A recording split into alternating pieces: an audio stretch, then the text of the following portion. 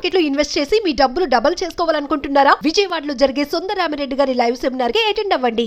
ఒంటరితనం అబ్బో లైఫ్కి అది ఎంతవరకు ఇంపార్టెంట్. కొంతమంది ఒంటరితనంగానే మిగిలిపోయి దాన్ని ఓవర్కమ్ చేయలేక స్పాయిల్ చేసుకునేటువంటి వాళ్ళు చాలామంది ఉన్నారు. ఈ ఒంటరితనం అనేది ఎంతవరకు అవసరం? అండ్ ఒకవేళ ఒంటరితనంతోనే అంటే కొంతమంది ఇండివిజువల్ లైఫ్ కావాలనుకుంటారు, కొంతమంది సోషల్ లైఫ్ కావాలనుకుంటారు. సోషల్ లైఫ్ అన్న వాళ్ళకేమో అది దొరుకుతుంది, అంటే ఆపోజిట్లో దొరుకుతాయి కొంతమందికి. ఎలా సార్ దీన్ని ఓవర్కమ్ చేయాలి? లేదు అనుకుంటే చుట్టుపక్కల ఉండేటువంటి వాళ్ళు మనల్ని పట్టించుకోలేదు అని అంటే మనం వీళ్ళు మనవాళ్ళు అని ఎప్పుడైతే మనం అనుకొని వాళ్ళ మీద డిపెండెంట్తో బతుకుతామో అప్పుడు తెలియకుండానే వాళ్ళు మనం పట్టించుకోకపోతే సడన్గా లో ఫీలింగ్ వచ్చేస్తాయి. ఒక లోన్లీనెస్కి అలవాటు అయిపోతూ ఉంటాము. అది పోవాలి అని అంటే అసలు ఏం చేయాలి? మీరు అడిగిన దాంట్లో రెండు ఉన్నాయి. ఒకటి, ఒంటరితనం ఉపయోగపడుతుందా? అవును.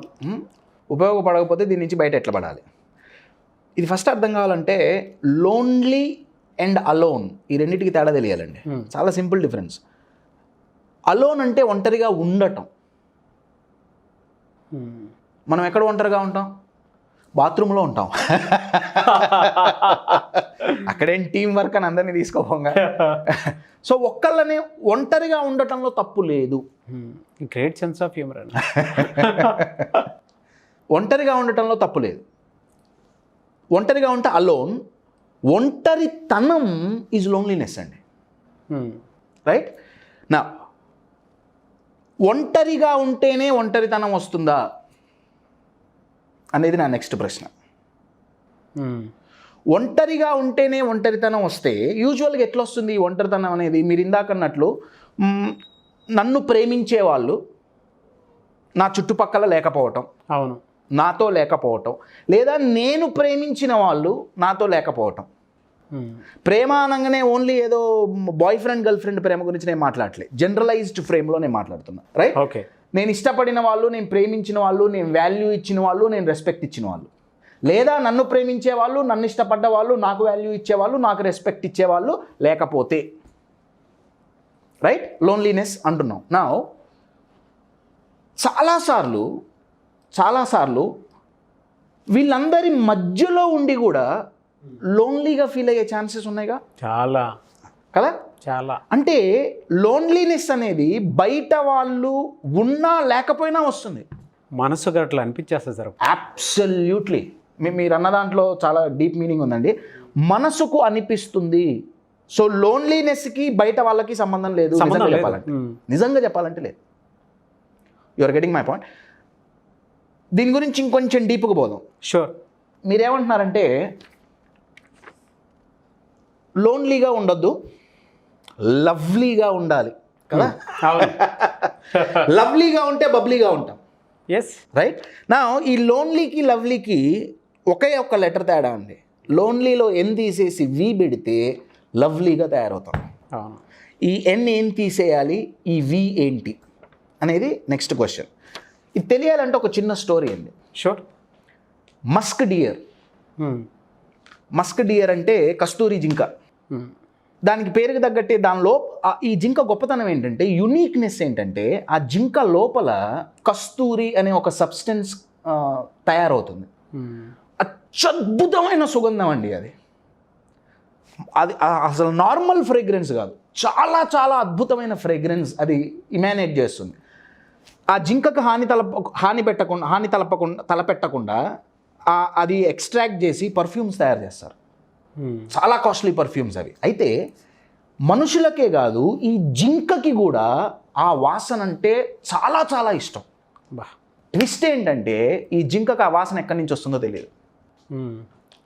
ఈ జింక జీవితాంతం పొద్దునే లేస్తుంది, అది నించున్న చోట వస్తుంది కదండి వాసన. అవునండి, వాసన వస్తుంది. అబ్బా, వాసన ఎక్కడి నుంచి వస్తుంది?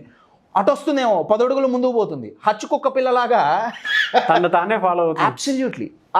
ఆ జింక ఎట్టు పోయినా ఈ వాసన వస్తూనే ఉంటుంది. జీవితాంతం పొద్దున్న లేచినప్పటి నుంచి రాత్రి పడుకునేంత వరకు ఈ జింక చేసే పని ఏంటయా అంటే, తిండి తింటం కాకుండా ఈ వాసన ఎక్కడి నుంచి వస్తుంది ఎతుకుతూ ఉంటుంది. అయ్యో, పొద్దున్నుంచి సాయంత్రం వరకు ఎతికింది, ఎక్కడి నుంచి వస్తుందో తెలియలే. నెక్స్ట్ డే జీవితం అంతా అయిపోతుంది. వాసన తనలో నుంచే వస్తోంది, ఆ సుగంధం తనలోనే ఉంది అని జింకకు తెలియదు. ఎందుకు తెలియదు అంటే అంత ఆలోచించే శక్తి దేవుడు ఆ జింకకి లేదు. ఈ జింక గురించి నేను ఎందుకు చెప్తున్నా అంటే చాలా మంది ఈ జింకలాగే బతుకుతున్నారు. లోన్లీనెస్ పోవాలంటే one single straight solution, doing friendship with self. నేను చెప్పేదేమో ఫిలాసాఫికల్గా ఉండొచ్చు, but we will make it practical today. You are getting my point? ఈ వి ఏదైతే ఉందో that is giving value to our self. You are getting my point? ఈ ఎన్ ఏదైతే ఉందో feeling of not needed, feeling of not needed, అది తీసేస్తే మన వాల్యూ మనకు తెలిస్తే, ఈ జింక లోపల కస్తూరి ఉంది దానికి తెలీదు, మన లోపల అట్లాంటివి చాలా ఉన్నాయి మనకు తెలియదు. I'll give you an example. యూజువల్గా ఈ లోన్లీనెస్లో ఉండే వాళ్ళు ఆలోచన విధానం ఎట్లుంటుందంటే, నో వన్ లవ్స్ మీ, నన్నెవరూ ప్రేమించరు, నన్నెవరూ ఇష్టపడరు, నన్నెవరూ ప్రేమించరు, నన్నెవరూ ఇష్టపడరు, no one cares about me, no one or ఉల్టా ఎవ్రీ వన్ హేట్స్ మీ, నన్ను అందరూ హేట్ చేస్తారు, everyone criticizes me, everyone puts me down. You are getting మట్? No one everyone no one hates me అన్నప్పుడు ఆ no వన్లో మిమ్మల్ని మీరు కూడా కౌంట్ చేసుకుంటున్నారా? ఎవ్రీ వన్ హేట్స్ మీ అన్నప్పుడు ఆ ఎవ్రీ వన్లో మిమ్మల్ని మీరు కౌంట్ చేసుకుంటున్నారా? ఒకసారి ఆలోచించండి. కౌంట్ చేసుకున్నప్పుడే ఈ లోన్లీనెస్ వస్తుంది. You are getting my point? లోన్లీనెస్తో ఇబ్బంది లేదండి. ప్లీజ్ అండర్స్టాండ్, లోన్లీనెస్ ప్రతి ఒక్కళ్ళు అనుభవిస్తారు, కానీ ఎంతసేపు దాంట్లో ఉంటారు అన్నదే క్వశ్చన్. ఇన్ షార్ట్, లోన్లీ నుంచి లవ్లీగా మారాలి అంటే మీ వాల్యూ మీకు ఎప్పుడైతే తెలుస్తుందో, నంబర్ 1. నంబర్ 2, మిమ్మల్ని మీరు ఎప్పుడైతే ప్రేమించుకుంటారో. నంబర్ 3, మిమ్మల్ని మీరు ఎప్పుడైతే గౌరవించుకుంటారో లోన్లీనెస్ అనేది రాదు. You are getting my point? Question ఏంటంటే ఎలా నా వాల్యూ నాకు ఎలా తెలుస్తుంది? అది చాలా మందికి డౌట్ ఉంటుందండి. నిజం, అవును, అది తెలీదు. సెల్ఫ్ రెస్పెక్ట్ అంటారు, అది ఎలా అనేది తెలియదు. నా వాల్యూ నేను ఎలా క్రియేట్ చేసుకోవాలి తెలియదు. పక్కనోడి మీద ఉన్నంత అనాలిసిస్ సెల్ఫ్గా వాడి మీద వాడికి ఉండదు. అబ్సల్యూట్లీ. దీనికి మల్టిపుల్ టెక్నిక్స్ ఉన్నాయి. ఓకే, నా వాల్యూ పెంచుకోవడానికి ఒక సింపుల్, చాలా సింపుల్ బట్ ఎఫెక్టివ్ టెక్నిక్ నేను ఇప్పుడు డెమాన్స్ట్రేట్ చేస్తాను. షూర్. టెక్నిక్ ఏంటంటే, ఒక A4 షీట్ తీసుకోండి. చూడటానికి చాలా సింపుల్గా ఉంటుందండి ఇది. నేను కార్పొరేట్లో CEOలతో కూడా కూర్చోబెట్టి ఇది నేను చేయించిన రోజులు ఉన్నాయి. Okay, you are getting it? Technique ఏంటంటే, ఒక A4 షీట్, ఇంకా పెద్ద తీసుకున్న నష్టమేం లేదు. మీలో ఏ క్వాలిటీస్ అయితే మీకు ఇష్టమో, మీలో ఏ క్వాలిటీస్ అయితే మీకు ఇష్టమో, క్వాలిటీస్ అండి, లక్షణాలు, అలవాట్లు కాదు. You are getting my point? ఏ క్వాలిటీస్ అయితే అది ఇష్టమో రాయటం కాదండి, విజువల్ రిప్రజెంటేషన్ ఒకటి క్రియేట్ చేయాలి. నేను ఒక ఎగ్జాంపుల్ ఇస్తాను. ఇది నేను దగ్గర ఒక 10 ఏళ్ల క్రితం నా గురించి నేను తయారు చేసుకున్నాను, అందుకే బాగా నలిగిపోయింది.